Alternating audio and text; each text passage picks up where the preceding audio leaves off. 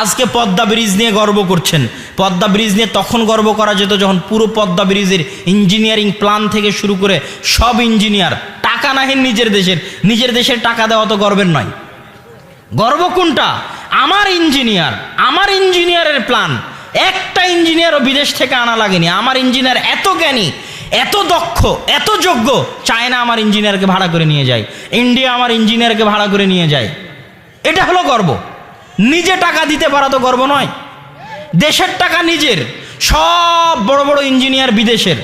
আর ওই PUBG, free fire game খেলে যে মদ গাঞ্জা জুয়া আইপিএল নিয়ে ব্যস্ত থেকেছে, এই সব যুবকগুলো গিয়ে ওই পাইলের মধ্যে ইট বালু খোয়া ফেলে লেবারি করেছে। কথা বুঝতে পারেননি?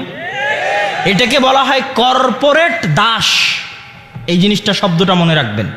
নতুন দাসত্ব। আজ থেকে 190 বছর আগে ইস্ট ইন্ডিয়া কোম্পানি যে দাসত্ব কায়েম করেছিল ওটা ছিল কর্পোরেট দাসত্ব। আজ 200 বছর পর নতুন করে যে দাসত্ব প্রতিষ্ঠিত হচ্ছে এটাও কর্পোরেট দাসত্ব। আপনি হয়তো ঠিক বলছেন, কিন্তু আপনাকে আরেকটু বুঝাই, না হলে আপনি বুঝতে পারবেন না যে কি কর্পোরেট দাসত্ব। ধরেন বাংলাদেশে মিরের সরাইয়ের অর্থনৈতিক অঞ্চল, বিশাল অর্থনৈতিক অঞ্চল, কোটি কোটি টাকা ইনভেস্ট, যেখানে অনেক ফ্যাক্টরি, কল কারখানা, যন্ত্রপাতি, মেশিনারিজ তৈরি হবে, কোটি কোটি টাকা ইনকাম হবে। কর্পোরেট দাসত্ব কি? পরমাণু চুল্লি হচ্ছে পাবনাতে, আরও বিভিন্ন জায়গায় বিভিন্ন প্রকল্প চলতেছে। কর্পোরেট দাসত্ব কি? ওই পরমাণু চুল্লি, ওই মিরের সরাইয়ের অর্থনৈতিক অঞ্চলের সব বড় বড় কোম্পানির মালিক, মেশিনারিজের মালিক, উচ্চপদস্থ সব কিছুর মালিক হবে বাইরের কোম্পানি। কথা বুঝতে পেরেছেন? আর আমি আপনি হব মাসে খেটে খাওয়া বেতনওয়ালা কর্মচারী। কথা বুঝতে পারেননি? মিরের সরাইয়ের একজন লোক, সে চাকরি করবে চা দেওয়ার, মানে কেরানি। বুঝতে পেরেছেন? বেতন পাবে 10,000 টাকা ওই অর্থনৈতিক অঞ্চলে। মিরের সরাইয়ের একজন লোক ওই অর্থনৈতিক অঞ্চলে চাকরি করবে ঝাড়ু দেওয়ার, বেতন পাবে 15,000 টাকা। ওই অর্থনৈতিক অঞ্চলে চাকরি করবে বাথরুম পরিষ্কার করার, বেতন পাবে 15,000 টাকা। কথা বুঝতে পেরেছেন? আর কোম্পানির মালিক সবকিছু হবে কোথাকার? বাইরের। এটা হচ্ছে কর্পোরেট দাসত্ব। ইস্ট ইন্ডিয়া কোম্পানি আসলো, তাদের কোম্পানি, তাদের সবকিছু, আমাকে বেতন দেয়, আমি বেতনভুক্ত দাস, আমি বেতনভুক্ত কর্মচারী, বেতনভুক্ত গোলাম। স্বাধীনতা কখন? যখন কোম্পানির মালিক আমি। কথা বুঝতে পারেননি? যখন উচ্চপদস্থ সব সিইও, বাংলাদেশে যত কোম্পানি আছে অধিকাংশ কোম্পানির সিইওর যত বেতন, সব কোম্পানির সিইও পদমর্যাদার যত বেতন, সারা বাংলাদেশের সরকারি কর্মকর্তারা অত বেতন পায় কিনা সন্দেহ আছে। সব সরকারি কর্মকর্তারা, আর্মি, পুলিশ, মন্ত্রী, এমপি থেকে শুরু করে। কিন্তু যত কোম্পানি আছে সব কোম্পানির সিইও দেখবেন বাইরের, হয় ইন্ডিয়ার না হয় চায়নার, বাংলাদেশের নাই। এই জিনিসটাকে বলা হয় কর্পোরেট দাসত্ব। এটা কিসের জন্য আসছে? সরকারের দোষ? অসম্ভব। এখানে সরকারের দোষ কি করে হয়? তুমি ফ্রি ফায়ার পাবজি খেলবা, বলবো সরকারের দোষ। তুমি সারাদিন ফেসবুক ইউটিউব নিয়ে পড়ে থাকবা, তাস গাঞ্জা নিয়ে পড়ে থাকবা, আইপিএল নিয়ে পড়ে থাকবা, আর বলবা সরকারের দোষ। তুমি যদি আরো পাবজি ফ্রি ফায়ার খেলিস, আরো ফেসবুক ইউটিউব টুইটার নিয়ে পড়ে থাকিস, আরো মদ গাঞ্জা জুয়া তাস আইপিএল বিপিএল নিয়ে পড়ে থাকিস, তাহলে আজকে তো দাসত্বের জীবন শুরু হচ্ছে, কালকে রোহিঙ্গাদের যেরকম কুচুকাটা করে কেটেছে তোকেও কাটবে। এটা সরকারের দোষ নয়, এটা তোর দোষ। আজ তুই যদি এই রাস্তায় থাকিস, তোর সন্তান দাস হবেই হবে। ইহুদি খ্রিস্টানরা তোর সন্তানকে কুচুকাটা করে কাটবেই কাটবে। যতদিন তুই অচল, অথর্ব, অকেজন, নন প্রোডাক্টিভ, অশিক্ষিত, জাহেল, গন্ড, মূর্খ থাকবি, আর সারাদিন ফ্রি ফায়ার পাবজি নিয়ে ব্যস্ত থাকবি, আর সারাদিন মদ গাঞ্জা ক্রিকেট ফুটবল নিয়ে ব্যস্ত থাকবি, ততদিন তোদের ভাগ্যে ইহুদি খ্রিস্টানদের গোলামি আছে। ইহুদি খ্রিস্টানের ছেলেরা এভাবে কাটায় না, তাদের কাছে টাইমের মূল্য আছে। জাপান যান, জার্মান যান, কঠিন টাইমের মূল্য। ওরা জান্নাতে যাবে কি জাহান্নামে যাবে এটা পরের কথা। দুনিয়াতে যে পরিশ্রম করে ওর প্রতিদান আল্লাহ দুনিয়াতে দেন, কাফের হলেও। দুনিয়াতে যে পরিশ্রম করে ওর প্রতিদান আল্লাহ দুনিয়াতে দেন, মুশরিক হলেও। ইবনুল কাইয়িম রাহিমাহুল্লাহ বইয়ের মধ্যে লিখছেন, আল ওয়াবিলুস সাইয়্যিব গ্রন্থের মধ্যে, যে মুশরিক যদি দান করে, অসহায় দুস্থকে সহযোগিতা করে, মুশরিক। কাফের যদি অসহায় দুস্থকে সহযোগিতা করে, তাহলে ওই অসহায় দুস্থকে সহযোগিতা করার প্রতিদান ওই কাফের আর মুশরিককে আল্লাহ দুনিয়াতেই দিবেন, তাও দিবেন। কথা বুঝতে পেরেছেন? আর আপনি দুনিয়াতে কোনো কাজ করবেন না, কোনো পরিশ্রম করবেন না, অচল অকেজ অথর্ব হয়ে পড়ে থাকবেন আর দাবি করবেন আমি উন্নত হয়ে গেছি, এই হয়েছে সেই হয়েছে, অমুকের দোষ তুমুকের দোষ। জি না, এটা গোলামি, এটাই দাসত্ব। তোমাকে কিসের গোলাম কিসের দাস হতে হবে? আল্লাহর। এই কথাটাও মানুষ বুঝে না যে আল্লাহর দাস কেমন কথা, আল্লাহর দাস এটা কেমন লাগে? তাহলে আমি দাস, দাস কথাটা শুনতে কেমন লাগে? দাস, আল্লাহর দাস, আল্লাহর গোলাম, আল্লাহর বান্দা, এটা কি জিনিস? এটা কিন্তু মানুষ বুঝে না। মানুষকে বুঝতে হবে যে এখন আমরা এখানে যতজন বসে আছি, যতজন দাঁড়িয়ে আছে, সবাই কোনো না কোনো কিছুর দাস, সবাই কোনো না কোনো কিছুর দাস। কেউ ক্ষমতার দাস, কেউ টাকার দাস, কেউ নারীর দাস, কেউ স্ত্রীর দাস, কেউ সন্তান সন্ততির দাস। কথা বুঝতে পেরেছেন? কারো পায়ে টাকার নেশা বাঁধা আছে, টাকার দাসত্বের জিঞ্জির বাঁধা আছে কারো পায়ে, কারো পায়ে নারীর জিঞ্জির বাঁধা আছে, কারো পায়ে স্ত্রীর দাসত্বের জিঞ্জির বাঁধা আছে, কারো পায়ে ছেলে মেয়ের দাসত্বের জিঞ্জির বাঁধা আছে, কারো পায়ে ক্ষমতার দাসত্বের জিঞ্জির বাঁধা আছে, কারো পায়ে পাবজি ফ্রি ফায়ার গেমের দাসত্বের জিঞ্জির বাঁধা আছে, কারো পায়ে মদ নেশা জুয়ার দাসত্বের জিঞ্জির বাঁধা আছে, কারো পায়ে বিড়ি সিগারেটের দাসত্বের জিঞ্জির বাঁধা আছে।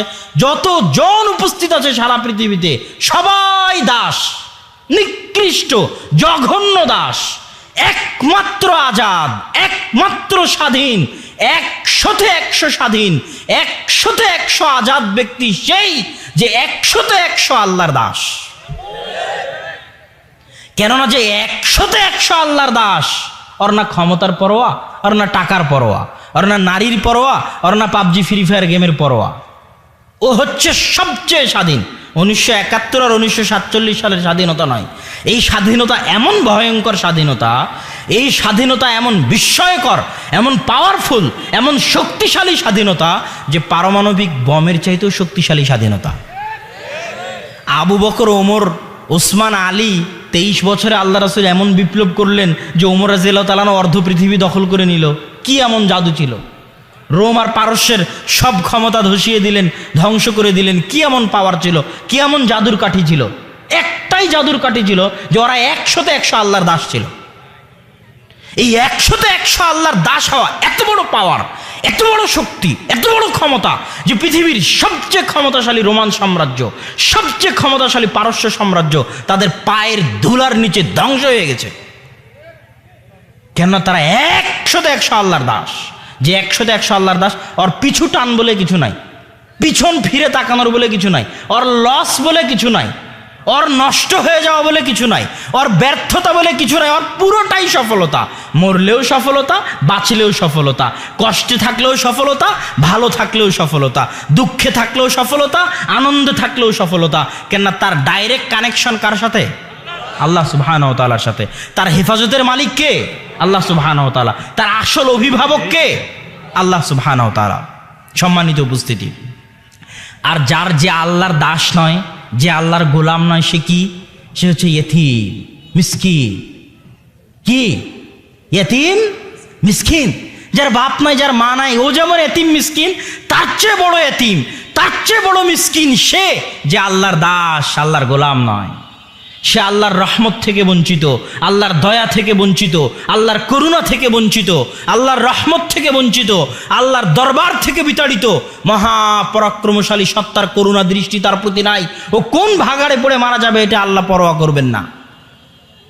সম্মানিত উপস্থিতি, যুবক ভাইদের উদ্দেশ্যে আমার নসিহা, আমার উপদেশ, আমার আকুল আবেদন, আমরা আল্লাহ সুবহানাহু ওয়া তাআলার 100-100 দাস গোলাম হওয়ার চেষ্টা করি। আমরা সমাজ পরিবর্তনে অবদান রাখি। এই যে মাদ্রাসা তৈরি হচ্ছে, এই মাদ্রাসায় আমাদেরকে সহযোগিতা করা। এরকম দেশের আনাচে কানাচে যত মাদ্রাসা হচ্ছে, এই মাদ্রাসাগুলোর পিছনে শ্রম দেওয়া কাদের দায়িত্ব? যুবকদের দায়িত্ব। বৃদ্ধ মানুষ কিছু করতে পারবে না, ছোট শিশু কিছু করতে পারবে না। এই জাতির পরিবর্তন যুবকরাই করতে পারবে। পাঠাগার তৈরির মাধ্যমে, মসজিদ আবাদ করার মাধ্যমে, মাদ্রাসা তৈরি করার মাধ্যমে সমাজকে পরিবর্তন যুবকরাই করতে পারবে। অতএব যুবকের প্রতি আমার আকুল এবং উদাত্ত আহ্বান যে আসুন আমরা আমাদের প্রত্যেকটা ফোঁটা রক্ত, প্রত্যেকটা সেকেন্ড সময় আল্লাহর দাসত্বে, আল্লাহর গোলামিতে, আসল স্বাধীনতায় ব্যয় করি। আল্লাহ সুবহানাহু ওয়া তাআলা আমাদেরকে সেই তৌফিক দান করুক, আল্লাহুম্মা আমিন। সম্মানিত উপস্থিতি, জরুরি দ্বিতীয় এবং তৃতীয় কথা, আপনারা আল জামিয়া সালাফিয়ার নাম শুনেছেন? আল জামিয়া সালাফিয়া, ডাঙ্গিপাড়া, পবা, রাজশাহী, রূপগঞ্জ, নারায়ণগঞ্জ। রূপগঞ্জ নারায়ণগঞ্জে আগামী 4-5 মার্চ সালাফি কনফারেন্স। এর আগে কেউ গেছেন এরকম আছেন? আলহামদুলিল্লাহ, হাইয়াকুমুল্লাহ। আপনাদেরকে আবারও দাওয়াত থাকলো, 4-5 মার্চে দেশের বরেণ্য আলেম ওলামা একত্রিত হবেন, বিদেশেরও কিছু আলেম ওলামা থাকবেন বলে আমরা আশা করছি। আপনাদেরকে আমাদের উদাত্ত আহ্বান থাকবে যে আপনারা সেই প্রোগ্রামে উপস্থিত হয়ে দিনের কথা, জ্ঞানের কথা, কোরআন এবং হাদিসের কথা শুনবেন। আপনাদের কাছে তৃতীয় যেটা বিশেষ জরুরি কথা, সেটা হচ্ছে মাসিক আল ইতিসাম। প্রতি মাসে বের হয় এই পত্রিকাটি, এবং এই পত্রিকার পিছনে মানুষের প্রচুর পরিশ্রম রয়েছে। গবেষক, মুফতি, দায়ী, লেখা, সম্পাদনা, ব্যবস্থাপনা। এই পত্রিকায় প্রতি মাসে 50টা প্রশ্ন উত্তর রয়েছে। এই 50টা প্রশ্ন উত্তর আপনি বছরে, বলা যায় 12 মাসে আপনি কয়েকশো প্রশ্ন উত্তরের জ্ঞান অর্জন করবেন। সুতরাং এই পত্রিকা নিয়মিত যেন আপনাদের বাড়িতে থাকে, আপনাদের গ্রামে থাকে, আপনাদের মাদ্রাসায় থাকে, এটা আপনাদের নিকটে আবেদন। আর এই মাদ্রাসায় সহযোগিতা করার ক্ষেত্রে দুটো জরুরি কথা। আমি আপনাদের বিরক্ত করব না, যেহেতু অনেকক্ষণ ধরে বসে আছেন। আর 5-10টা মিনিট ধৈর্য সহকারে শুনবেন, বক্তব্য শেষ করে দেব ইনশাআল্লাহ। রিজিকের মালিক আল্লাহ সুবহানাহু ওয়া তাআলা। আল্লাহ সুবহানাহু ওয়া তাআলা বলছেন, লা তাকতুলু আওলাদাকুম খাশিয়াতা ইমলাক, তোমরা তোমাদের সন্তানকে হত্যা করিও না রিজিকের ভয়ে। কেন? তোকেও খাওয়াই আমি, তোর সন্তানকেও খাওয়াবো আমি। এখন পর্যন্ত তুই নিজের রিজিকের মালিক হতে পারিসনি, তুই তোর সন্তানের রিজিক নিয়ে চিন্তা করিস কেমনে? আপনি যতজন মানুষের রিজিকের দায়িত্ব উঠাবেন, অতজন মানুষের রিজিকের টাকা আল্লাহ আপনার হাত দিয়ে দিবে। আপনার স্ত্রী যে রিজিক নিয়ে এসেছে, আপনার সন্তান যে রিজিক নিয়ে এসেছে, এই রিজিকের টাকা আল্লাহ আপনার হাত দিয়ে দিবে।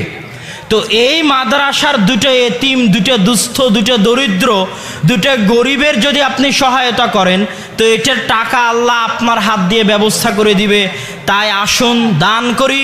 আল্লাহ সুবহানাহু ওয়া তাআলা আমাদেরকে আলোচনা অনুযায়ী আমল করার তৌফিক দান করুক, আল্লাহুম্মা আমিন। ও আচ্ছা, এখানে আরো যে বইগুলো আছে, আদর্শ নারী, আদর্শ পুরুষ, আইনে রাসূল, দোয়া অধ্যায়, মুমূর্ষ হতে কবর পর্যন্ত, এবং উপদেশ। উপদেশ উপদেশ একটি ব্যতিক্রম বই, আইনে রাসূল, দোয়া অধ্যায় একটি ব্যতিক্রম দোয়ার বই, আদর্শ নারী ও আদর্শ পুরুষ। ভাস্কর্যকে সম্মান করলে কাফের হবে কি? অনেক গুরুত্বপূর্ণ প্রশ্ন। করা জায়েজ নয়, এ কথা ঠিক, কিন্তু করলে কাফের হবে কি না?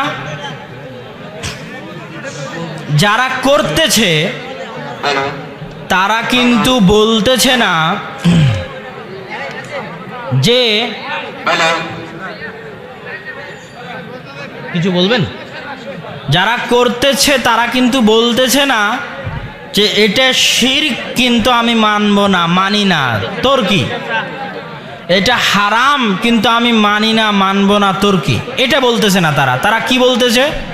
তারা বলছে, ওই দেখো কোরআনে সুলাইমান আলাইহিস সালামের তিমসাল, অতএব এটা বানানো জায়েজ। আমি তো চাইলামই সবাই সহযোগিতা করিয়েন মাদ্রাসায়। ওই দেখো কোরআনে এই দলিল আছে, অতএব এটা বানানো জায়েজ।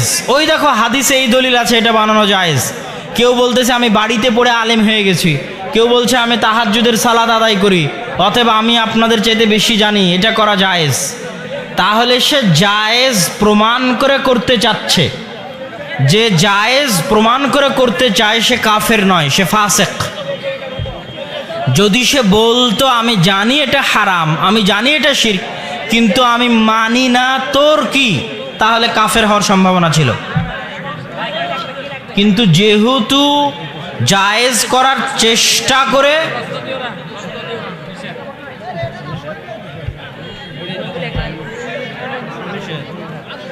সুবহানাক আল্লাহুম্মা বিহামদিকা আশহাদু আল্লা ইলাহা ইল্লা আনতা আস্তাগফিরুকা ওয়া আতুবু ইলাইক। ধীরে সুস্থে বইগুলো নিয়ে যান, এটাও দিয়ে দিন এইদিকে।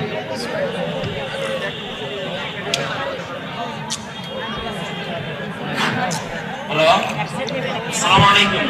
সম্মানিত উপস্থিতি, আপনারা জানেন আমাদের এই প্রতিষ্ঠানের নির্মাণ কাজ চলছে, তাই শুধু আপনারা অবহেলা করে আমাদের এই ময়মনসিংহ মহিলা মাদ্রাসা এটাই আমরা আশা করি সবচেয়ে বড় প্রতিষ্ঠান, তাই আপনারা কেউ অগ্রাহ্য করবেন, অবহেলা করবেন না। আপনাদের অনুরোধ করে বলি, আমাদের বিকাশ নম্বর আপনাদেরকে দিয়েছি, আপনাদেরকে সব দিয়েছি, যেরকম পারেন সবাই দান করেন। চর বসন্তি থেকে আমার 100 টাকা দিলেই না, চরবসন্তি থেকে এখন আমাকে মোট 1100-1200 টাকার মতো দান করবে।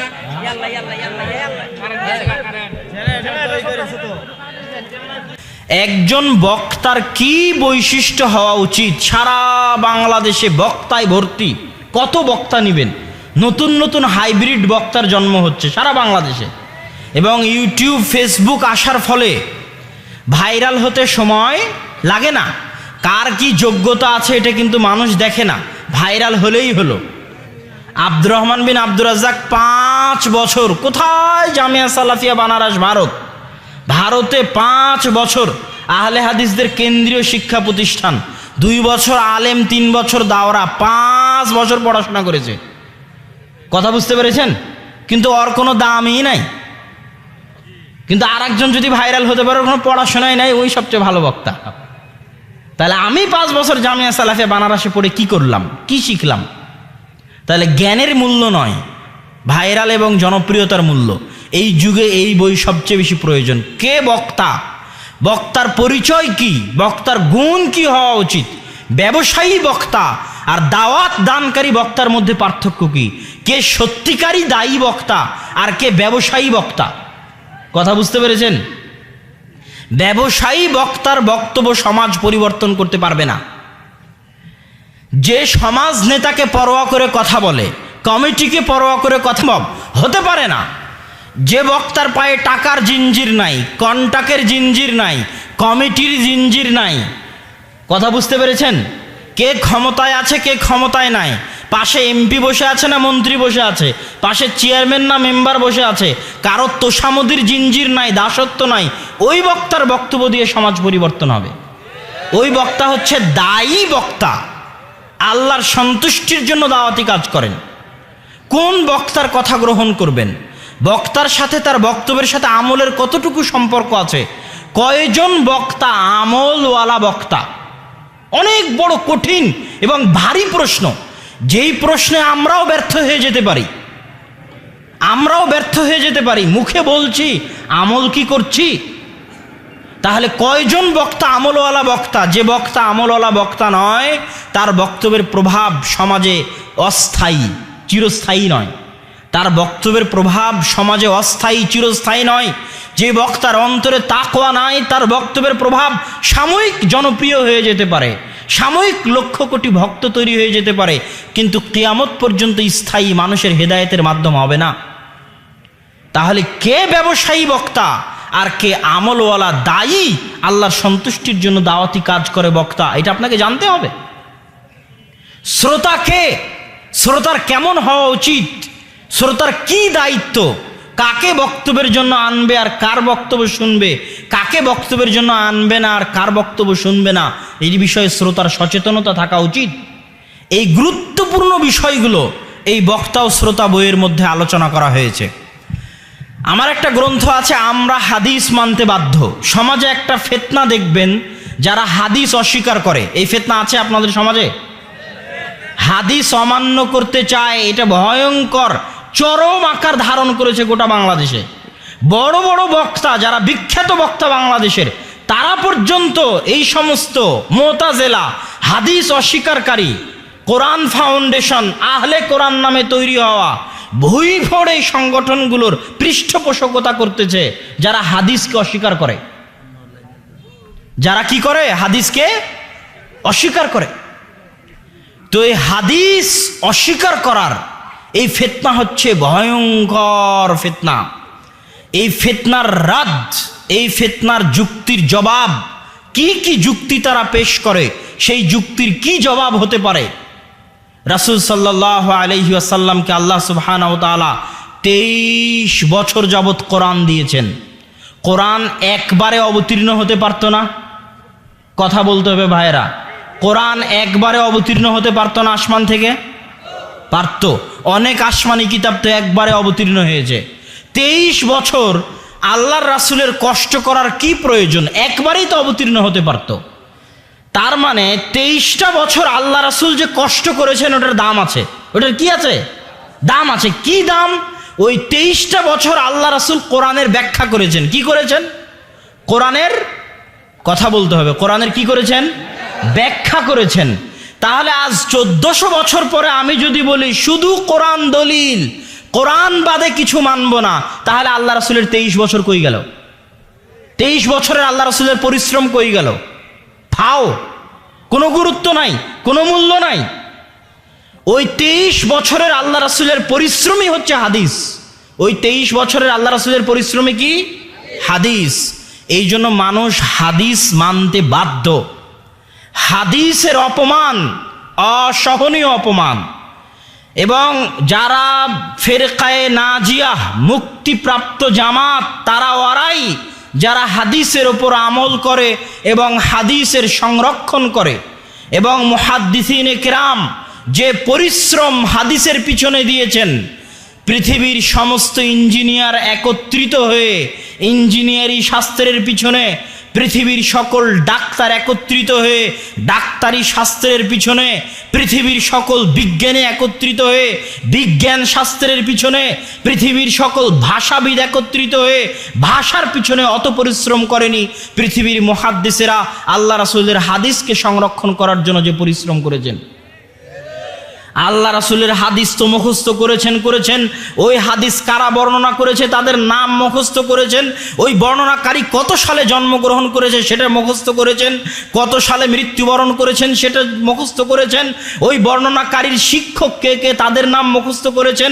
ওই বর্ণনাকারীর ছাত্র কে কে তাদের নাম মুখস্থ করেছেন। ওই বর্ণনাকারীর শিক্ষকের জীবনী মুখস্থ করেছেন। ওই বর্ণনাকারীর ছাত্রের জীবনী মুখস্থ করেছেন। ওই বর্ণনাকারী কি করত, কোথায় যেত, কি খেত, সত্যবাদী না মিথ্যাবাদী, চলবে না তার পুরো জীবনী মুখস্থ করেছেন। এই হাজার হাজার হাদিসের লক্ষ লক্ষ রাবীর পূর্ণাঙ্গ জীবনী এখন পর্যন্ত অক্ষত অবস্থায় আছে।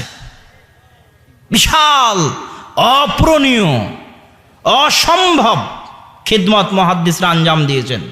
হাদিস শাস্ত্রের উপর কথা উত্থাপন করা অনেক কঠিন, এত সহজ নয়। হাদিস শাস্ত্র ঠুনকো জিনিস নয় যে আমি ফু দিব, ফু দিয়ে হাদিস শাস্ত্র উড়িয়ে দিব। হাদিস শাস্ত্র এরকম ঠুনকো জিনিস নয়। এই বই পড়লে আপনি যারাই হাদিসের ওপর বিভিন্ন রকমের যুক্তি উত্থাপন করে হাদিসকে দুর্বল করতে চায়, তাদের জবাব আপনি খুঁজে পাবেন। আল্লাহ সুবহানাহু ওয়া তাআলা আপনাকে এই সমস্ত বইগুলো পড়ে জ্ঞান অর্জন করার তৌফিক দান করুক, আল্লাহুম্মা আমিন। আমি আমার আলোচনার দিকে ফিরে আসতেছি।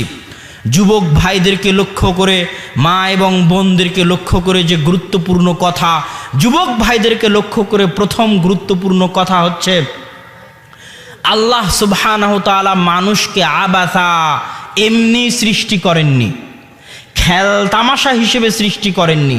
একটা ছোট বাচ্চা নদীর ধারে গেল, নদীর ধারে গিয়ে একটা বালু দিয়ে ঘর তৈরি করলো, তারপরে সেটা ভেঙে দিয়ে চলে আসলো।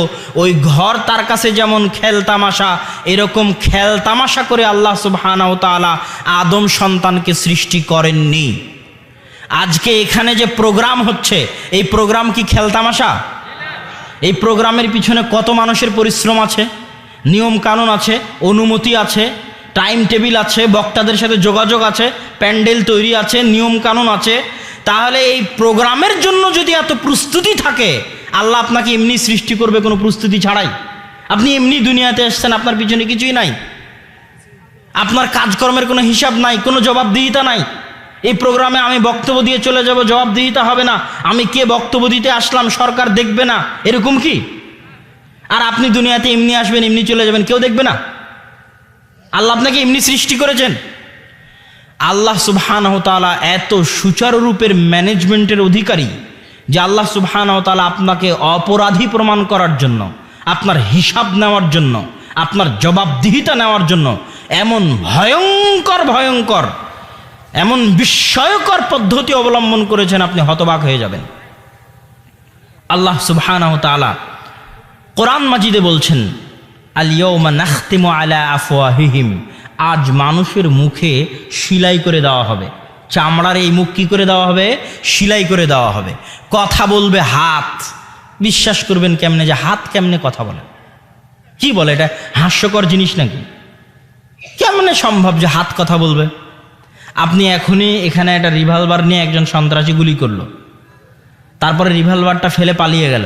ওই রিভলভার পুলিশ এভাবে টিস্যু পেপার দিয়ে ধরবে, টিস্যু পেপার দিয়ে ধরে নিয়ে যায় একটা পলিথিনের মধ্যে ঢুকাবে। কথা বুঝলেন? পলিথিনের মুখটা লক করে নিয়ে যায় ফরেন্সিকে দিবে। ফরেন্সিকে দিয়ে চেক করবে যে এটা কার হাতের ফিঙ্গারপ্রিন্ট। করবে না? করবে না? করবে। তাহলে এই হাতের মধ্যে কি এমন আজীব জিনিস আল্লাহ রেখে দিয়েছে যে রিভলভার কে ধরলো মানুষ ধরতে পারছে। ফিঙ্গারপ্রিন্ট দিয়ে মানুষ ভোট দিচ্ছে, পাসপোর্ট তৈরি করতেছে যে এটা কার ফিঙ্গারপ্রিন্ট, অমুকের। লক্ষ লক্ষ মানুষের ফিঙ্গারপ্রিন্ট একটা আরেকটার সাথে মিলে না। তাহলে যেই হাত আজকে ফরেন্সিক রিপোর্টে তার আলামত রেখে দিতে পারে, যে হাত ফিঙ্গারপ্রিন্ট দিয়ে পরিচয় দিতে পারে, এই হাত যেখানে যেখানে স্পর্শ হচ্ছে সব এখানে সেভ হয়ে যাচ্ছে। কি হয়ে যাচ্ছে? সেভ হয়ে যাচ্ছে। যদি মানুষ পারে, আল্লাহ পারেন না, এই হাত তখন কিয়ামতের মাঠে কথা বলবে। আর একটা ভয়ঙ্কর আল্লাহ সুবহানাহু ওয়া তাআলার বিস্ময়কর আপনাকে অপরাধী প্রমাণ করার, এমনি আপনি দুনিয়াতে আসেননি, তাই সেটা আপনাকে বুঝাতে চাচ্ছি। সবচেয়ে ভয়ঙ্কর যে জমির উপর বসে আছেন, মাটির উপর বসে আছেন। এটা আপনি মনে করেছেন মাটি কিয়ামতের মাঠে আর ইয়াউমাইযিন তুহাদ্দিসু আখবারাহা, মাটি কথা বলবে। বিআন্না রাব্বাকা আওহা লাহা, সূরা জিলজালের আয়াত, যে তোমার প্রতিপালক নির্দেশ দিয়েছে কথা বলো। মাটি কথা বলবে। কেমন কথা? আপনাকে বলি, মাটিতে আপনি ধান লাগাচ্ছেন, ধান হয় না? হ্যাঁ, মাটি যদি এরকম জড়বস্তু হতো তাহলে ধান কোত্থেকে হয়? এই জড়বস্তুতে ধান হবে?